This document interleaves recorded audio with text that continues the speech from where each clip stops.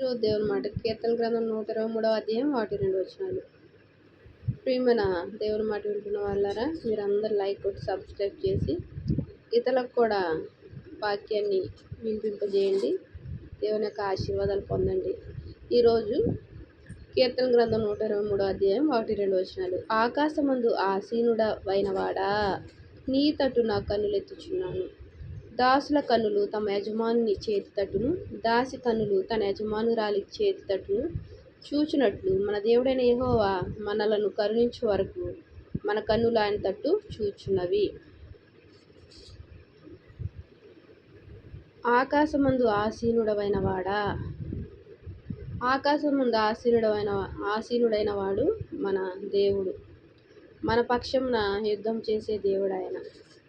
మనల్ని కరుణించే దేవుడు, కాపాడేవాడు. అన్ని విషయాల్లో కరుణ చూపించి మేలులతో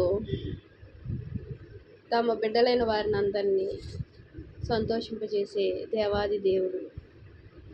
ఆయన తట్టు కన్నులెత్తుచున్నాను. మన కన్నులు ఎవరి వైపు ఎత్తాలి?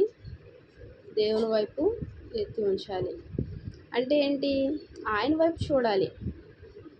మన యొక్క గురి, మన యొక్క దృష్టి, మన యొక్క ఆలోచన, మన యొక్క నమ్మకం, మన యొక్క విశ్వాసము, మన యొక్క నిరీక్షణ ఎటువైపు ఉండాలి?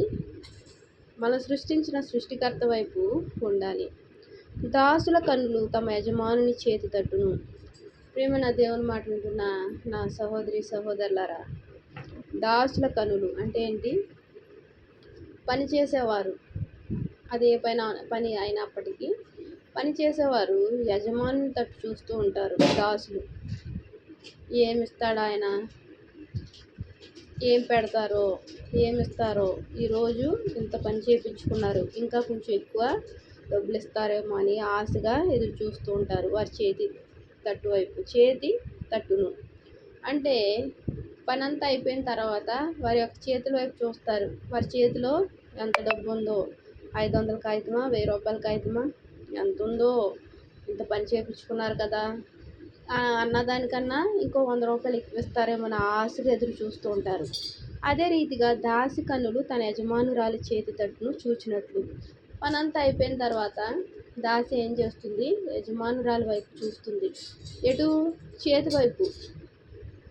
నాకు ఏమి ఇస్తుందో, ఇంత పని చేయించుకుంది కదా, ఒక చీరైనా ఇస్తుందా, లేకపోతే డబ్బులైనా ఇస్తుందా, ఏమైనా ఇంట్లో ఏమైనా ఉంటే ఇస్తుందా అని ఆశగా ఎదురు చూస్తూ ఉంటారు.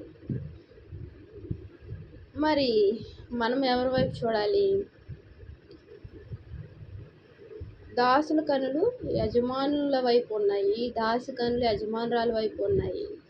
మరి వారు ఎంతో ఆశగా ఎదురు చూస్తూ ఉంటారు వారి చేతి తట్టు వైపు. మరి నీ కన్నులు, నా కన్నులు, మనందరి కన్నులు ఎవరి వైపు ఉండాలి? మన దేవుడైన యెహోవా వైపు ఉండాలి. ఆయన నాకు ఈరోజు ఏమిస్తాడో, ఈ నెలలో ఏ మేలు చేస్తాడో, నాకు ఏం అనుగ్రహిస్తాడో, ఏ యొక్క ఆశీర్వాదంతో నడిపిస్తాడో, ఏ దీవులు కురిపిస్తాడో నా కుటుంబంలో, నా బిడ్డల మీద, నా మీద అని మనం ఎవరి వైపు చూడాలి? దేవుని వైపు చూడాలి. మన దేవుడైన యెహోవా మనల్ని కరుణించే వరకు మన కన్నులు ఆయన తట్టు చూచుచున్నవి. అటువంటి అనుభవంలో మనం ఉండాలి. ప్రియమైన వాళ్ళారా, మరి మనం కూడా ఆయన చేతుల వైపు చూసే అనుభవంలో ఉన్నామా? లేకపోతే ఇంటి ప్రక్కన వారి వైపు, ఎదురింటి వారి వైపు, మన బంధువుల వైపు, స్నేహితుల వైపు, ఇంకా ఇంకా ఇంకా మన అనుకున్న వారి వైపు ఆశగా ఎదురు చూస్తూ నిరాశపడుతూ కుమిలిపోతున్నామా? ఈ రోజు నుంచి మనం చూడవలసింది దేవుని చేతుల వైపు చూస్తే మనకు ఏం జరుగుతుంది? మేలులు. నువ్వు ఏదైతే ఆశపడి ఎదురు చూస్తున్నావో దేవుడు తప్పక అనుగ్రహిస్తాడు. సంతోష సమాధానాలను పొందుకొని ఎంతగానో నువ్వు దేవుని సన్నిధించే వాడవుగా, సన్నిధించే దానివిగా, వాక్యం వింటున్న నువ్వు, మన కుటుంబ సభ్యులందరము కృతజ్ఞతాస్తుతులు చెల్లించే వారంగా ఉంటాం. దేవుని వందనాలు. ప్రార్థన చేసుకున్నాం. మహాప్రేమ గల తండ్రి, ఈ రోజు నుంచి ప్రభు నీ చేతుల వైపు చూసి ప్రభు నాయన తండ్రి నాయన నీ దీవుని పొందుకునే కృపను మాకు అనుగ్రహించండి. వాక్యం వింటున్న ప్రతి ఒక్క ఆశ్రయం దీవించి నీ దీవునితో నింపండి. నువ్వు సహాయం చేస్తున్నందుకు వందనాలు చెల్లించుకుంటూ నా ప్రభు ప్రియ రక్షకుడు క్రీస్తు నామంలో అతి వినయముగా బ్రతిమలాడి పెట్టుకొచ్చున్నాను తండ్రి. ఆమేన్.